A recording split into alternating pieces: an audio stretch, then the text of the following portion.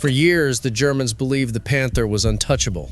In just a few months, a tungsten projectile, rare, almost secret, destroyed not only the steel but the courage of the crews. Stay with me until the end because you're going to see how a few metal cylinders were enough to break the invincible tanks of the Third Reich. October 1944, French-German border. Obergefreiter Hans Weber was 24 years old when his 80mm armor failed for the first time. Commanding a Panther near Metz, he carried the technical certainty that every German crew had cultivated since Kursk. Sloped frontal armor was mathematically invincible against 76mm Sherman guns. On that foggy morning along the Moselle River, positioned in absolute tactical advantage, Weber watched two Shermans advancing down the muddy road. It was a simple mathematical confrontation. His advantage was statistical. The first Sherman fired at 420 meters. Weber didn't even react, accustomed to the metallic sound of projectiles ricocheting off German steel. But this time there was no ricochet. There was only a dry impact followed by a heavy silence. The internal radio died instantly. The lights went out. The turret's hydraulic system failed without warning. Weber ordered immediate evacuation, confused by the total absence of fire, smoke, or explosive fragmentation. When his crew inspected the hole 15 minutes later, they found something impossible, an almost perfectly circular hole in the upper side armor with slightly darkened edges and no explosive deformation around it. It looked like someone had used a hot industrial drill to pierce through 60 millimeters of hardened steel. 2 days later, American engineers examined the abandoned Panther. The report was sent to Aberdeen Proving Ground, Maryland. Penetration consistent with HVAP, minimal internal fragmentation, structural failure due to concentrated kinetic energy. There is no confirmed official record of this, but everything points to it being the first confirmed combat record of something tested since 1943. Ammunition capable of ignoring German armor not through brute force, but through pure physics. For Hans Weber, captured a week later near Saarbrücken, that moment marked the end of an era. When interrogated about the incident, he repeated obsessively, "It shouldn't have been possible." But it was. And hundreds of German crews would soon discover that the invulnerability cultivated for years was about to become an obsolete myth. Armored warfare had just entered unknown territory. Normandy, July 1944, 3 weeks after D-Day. Sergeant Frank Morrison had already lost 2 Shermans before turning 25, both destroyed by Panthers, both in frontal confrontations that lasted less than 90 seconds. Commanding his 3rd Sherman, M4A1, equipped with a 76mm gun near Saint-Lô, he carried the statistic that every American tank crew memorized. It took 5 Shermans to destroy a Panther under normal conditions, and normal conditions meant 3 wouldn't return. The math was brutal. The standard M62 APC projectile penetrated 88mm of armor at 500 meters, impressive against most targets. The problem was that the Panther presented 80mm sloped at 55 degrees on the front, creating an effective thickness of approximately 140mm. In direct combat, the Sherman needed to flank, wait for an enemy error, or count on extreme luck on the thinner sides. Morrison witnessed these numbers on July 29, during the advance through Operation Cobra. His company encountered 2 Panthers defending a critical crossroads near Coutances. The first Sherman fired at 600 meters, visible ricochet. The second tried to maneuver right. It was destroyed before completing the move. The third managed to position itself and hit the Panther's side. 3 shots, all ricochets like orange sparks on German steel. It was the 4th Sherman, coming from a secondary trail covered by bushes, that finally hit the enemy tank's rear at less than 200 meters, igniting the engine. The second Panther retreated. Cost? 2 Shermans destroyed, 1 severely damaged, 7 men dead, 4 wounded. To neutralize 1 German tank. Reports from the 8th Corps documented growing frustration. Panther frontal armor impermeable to M62 APC at normal angles. Crews report loss of morale when facing targets they cannot neutralize. Allied numerical superiority compensated for losses, but the human cost was unacceptable. Every direct confrontation became a cold calculation of lives versus tactical objective. Morrison survived the war, but described that period with a precise phrase: "We were afraid of the Panthers, and they knew it." Aberdeen Proving Ground, Maryland, January 1943. Dr. Maurice Zender held something that seemed to contradict everything engineers knew about armor penetration. It wasn't larger than a thumb. It had no explosives. It didn't rely on massive caliber. It was just a tungsten cylinder, one of the densest metals on the planet, at 19.3 grams per cubic centimeter, wrapped in a disposable soft steel jacket. The idea was radical. Instead of increasing the projectile's size, increase its speed. Instead of exploding the armor, pierce it with pure kinetic energy. The formula was simple. Energy equals half the mass multiplied by the velocity squared. Double the velocity, quadruple the energy. Launch an ultra-heavy core at over 1,000 meters per second, and you pierce steel like a drill through butter. The first tests, in February 1943 against captured German plates from Africa, produced results that left the team in silence. The 76mm HVAP projectile, fired at 1,036 meters per second, penetrated 127 millimeters of homogeneous steel at 900 meters. For comparison, the standard M62 APC penetrated only 88 millimeters under the same conditions. It was a 44% increase in penetration capability using the same gun. But there was a critical problem. Tungsten was extremely rare.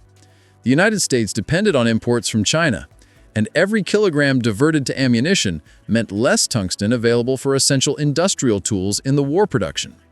In March 1943, the War Production Board established strict quotas. HVAP would be produced in extremely limited quantities, reserved only for situations where nothing else worked. Parallel tests at Watertown Arsenal, Massachusetts, revealed something disturbing about German armor. Samples from Panthers destroyed in Italy showed clear metallurgical degradation. Germany, strangled by blockades, was replacing nickel and molybdenum with inferior alternatives. The result was armor that was superficially hard but structurally fragile. Metallurgist Edward Larson documented, "Overhardened steel under high-velocity impact doesn't deform, it shatters."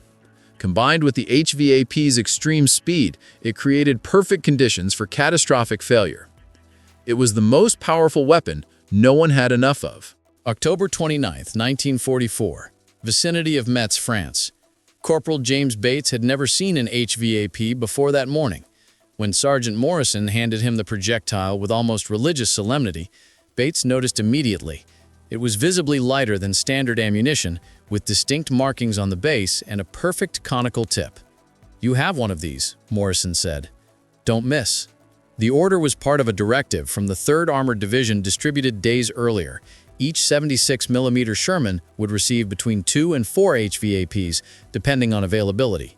Morrison's platoon had 6 tanks, 8 experimental projectiles in total. For a company that fired hundreds of projectiles a day, that was statistically insignificant. But psychologically, it changed everything. Bates loaded the HVAP in the first position of the compartment, marking it with red chalk. That projectile wouldn't be used against infantry or fortified positions. It was reserved exclusively for Panther, Tiger, or Jagdpanther, and only when the shot was inevitable. The chance came at 0947. Advancing cautiously down a secondary road along the Moselle, the Sherman rounded a bend and encountered a Panther Ausflug G parked in a defensive position at approximately 380 meters. The German tank was at an unfavorable angle, not fully frontal but not offering a perfect flank either. Under normal conditions, Morrison would order an immediate retreat. But this time Morrison hesitated only 2 seconds. HVAP, target Panther, 380, half left. Bates felt the weight of that moment. Months of defeats concentrated into a single tungsten cylinder. The shot echoed differently, sharper, faster. The projectile crossed the distance in less than half a second. There was no dramatic explosion. There was only a dry impact followed by silence. The Panther didn't explode, didn't catch fire immediately. It simply stopped as if switched off by an invisible hand. Morrison ordered observation for 40 minutes before approaching. When they inspected the abandoned Panther, they found evidence that would change tactical reports. A nearly circular 76mm hole piercing the upper side armor, with slightly darkened edges and 0 external explosive deformation. Internally, total devastation. That single shot started something irreversible. The Panther's invulnerability had just been questioned. Siegfried Line, early November 1944. Obergefreiter Klaus Hartmann had commanded Panthers for 2 years. He had survived Kursk, the collapse of the Eastern Front, and the retreat from France. He trusted his armor like a soldier trusts his helmet. Until the rumors began. First, it was a vague rumor from units near Metz. The Americans have something new. It penetrates from the front.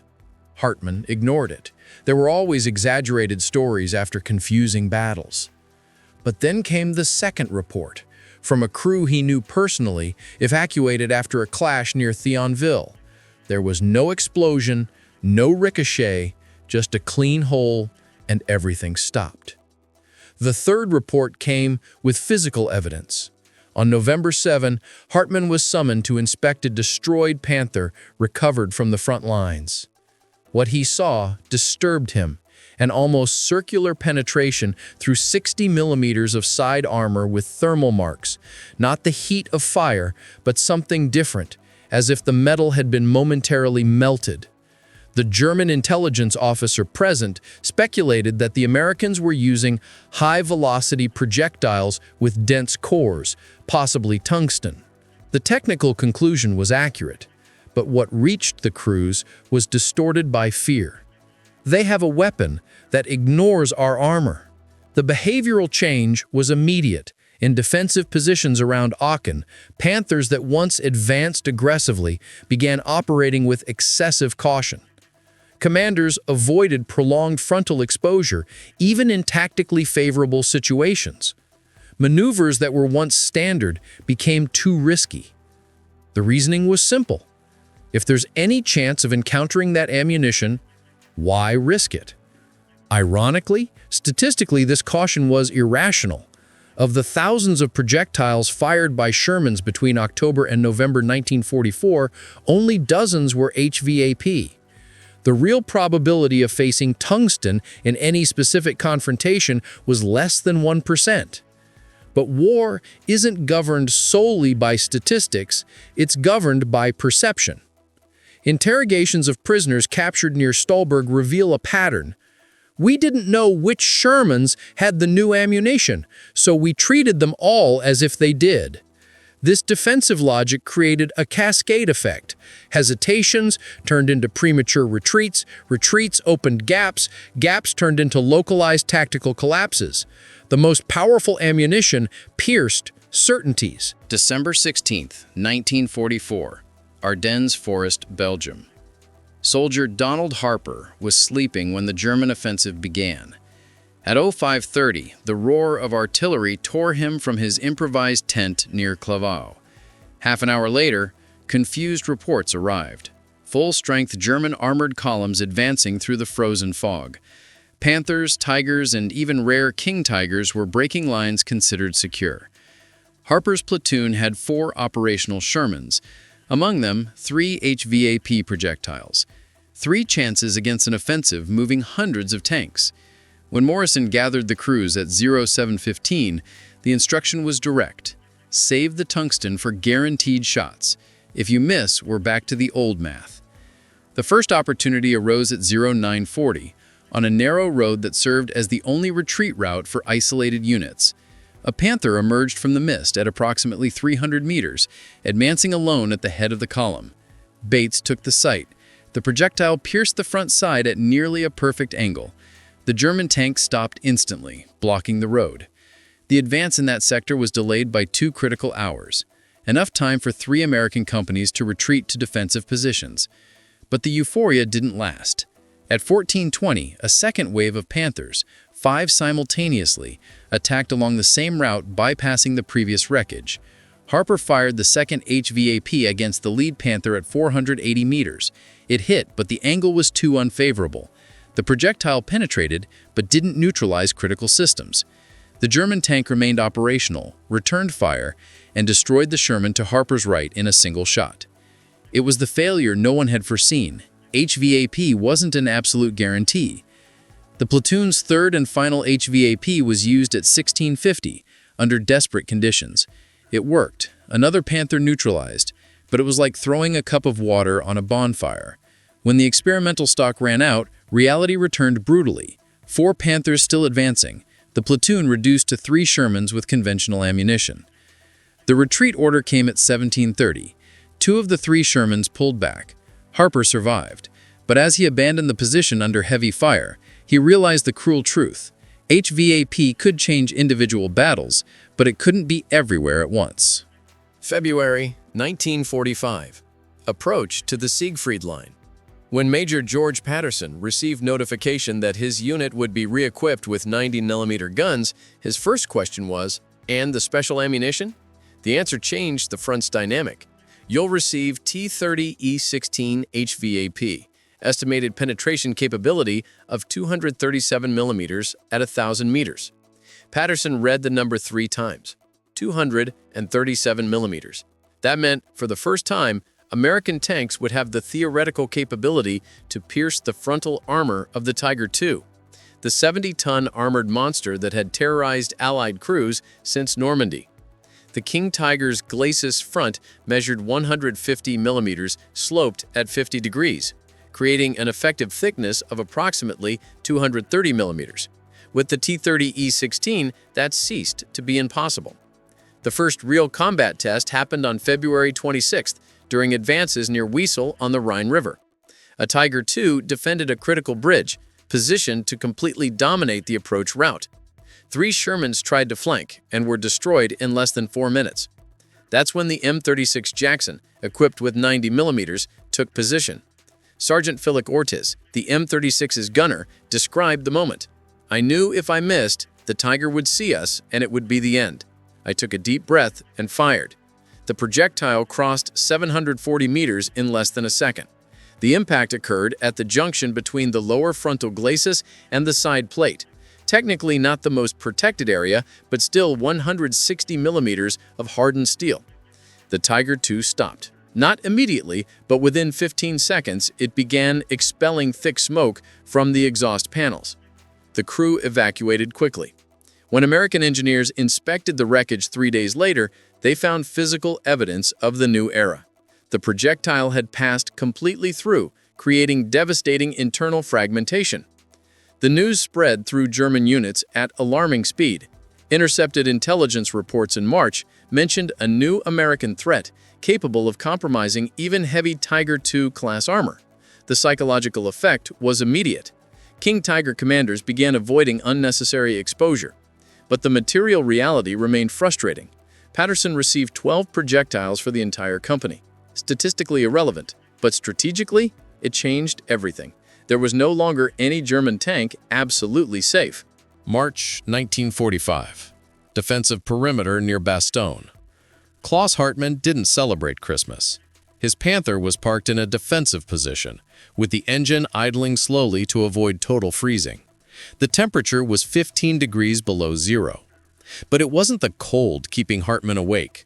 It was fear of something he couldn't see, predict, or avoid.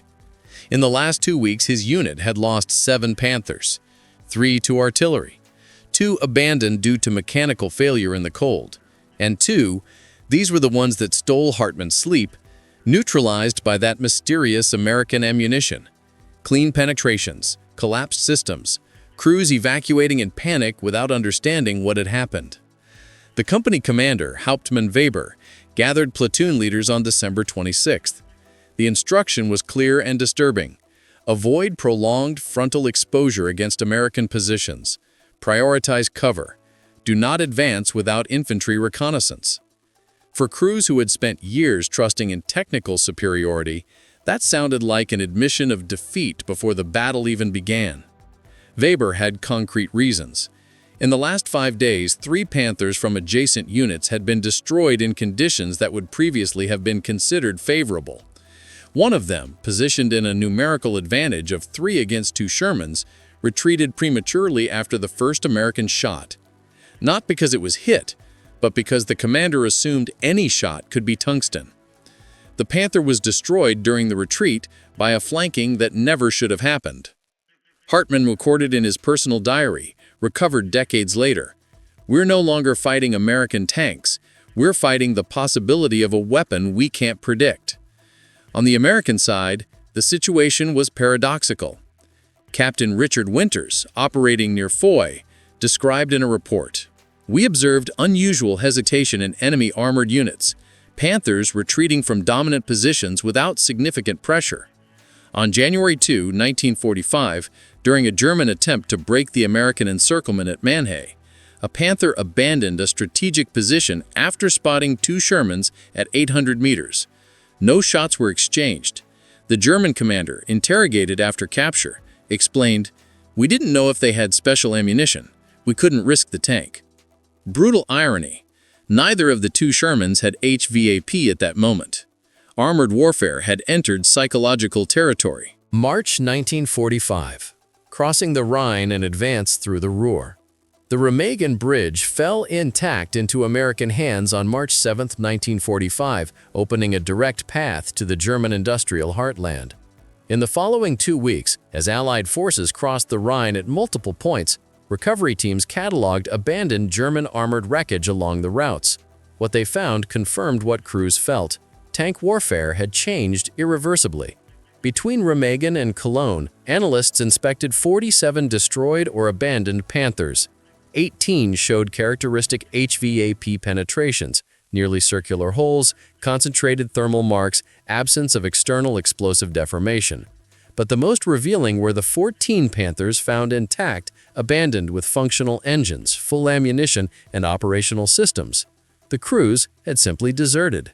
Interrogations revealed a pattern. Obergefreiter Ernst Müller, captured near Dusseldorf on March 19th, described, "The quality of our tank didn't matter anymore.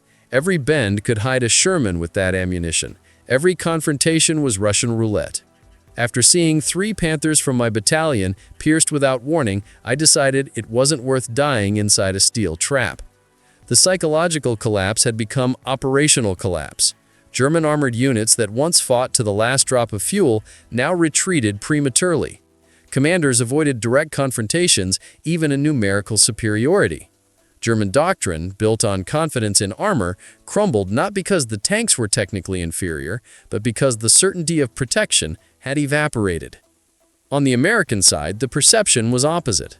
Crews that operated with HVAP reported a radical change in morale. Sergeant Morrison summed it up. "Before, we saw a Panther and calculated how many of us would die trying to destroy it. Now, we know we have a real chance."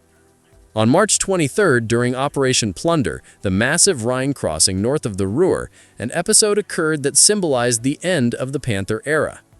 A German armored company, equipped with 8 operational Panthers, was ordered to counterattack American positions near Wesel. 6 commanders refused to advance, citing disproportionate risk against advanced enemy anti-tank ammunition. The company was disbanded. It wasn't defeat in battle. It was surrender to the idea of a weapon. May 8, 1945. End of the war in Europe. When the guns finally fell silent, American technical teams began one of the largest data collections ever conducted on armored warfare. In improvised depots near Frankfurt, Reims, and Paris, thousands of reports accumulated. Photographs of penetrations, ammunition fragments, and interrogations of German prisoners. The conclusion was immediate and unequivocal. The HVAP hadn't won the war alone, but it had broken a certainty that it sustained all German armored doctrine since 1942. The available numbers were almost irrelevant in their smallness. It is estimated that fewer than 5,000 76mm HVAP projectiles were sent to the European front during the entire campaign, a microscopic fraction compared to the millions of conventional shots. The documented effectiveness was high when used in ideal conditions, but the true importance of the HVAP wasn't in the number of tanks destroyed, but in the psychological impact on those facing the possibility, however small, of an impossible hit. On the German side, this was evident in the May and June 1945 interrogations. Several Panther commanders admitted they completely changed their way of fighting after hearing rumors of an American ammunition capable of penetrating armor without explosion. The most repeated phrase by the prisoners was simple and devastating. From the moment we didn't know which Sherman carried the special projectile, no Sherman was safe to face. It was that unknown, not just the projectile, that corroded German resistance from within. The HVAP showed that all armor has a limit, and that limit could appear suddenly, silently, and unpredictably. On the American side, the effect was inverse. Veterans like Frank Morrison and James Bates returned with a transformed view. In interviews decades later, they summed up the impact clearly. The Sherman didn't become invincible, it became competitive. And that changed everything. Because in practice, competing was what separated crews that advanced from those that died trying. The direct legacy of the HVAP would shape the entire post-war period. The fundamental lesson, velocity surpasses thickness, led to the development of new high-velocity guns, elongated sabot ammunition, and eventually the APF-SDS projectiles that pierced Iraqi T-72s in the Gulf War nearly half a century later. It was the same philosophy of the small 1944 tungsten arrow, now refined by modern physics. Today, more than 70 years later, the armored world operates under the same truth that the first HVAP revealed. There is no invincible tank, only a tank that hasn't yet met the right projectile. That's why every innovation, every new penetrator, every new composite material redefines, even if discreetly, the balance of power on modern battlefields. And if you've made it this far, it's because you understand that military history isn't just about who won, but how victory became possible, and why certain details changed the fate of entire armies. Subscribe to the channel now and continue with me to explore other hidden stories, silent decisions, and forgotten technologies that shaped the outcome of World War II. Because sometimes, the secret no one told is exactly what altered the course of history.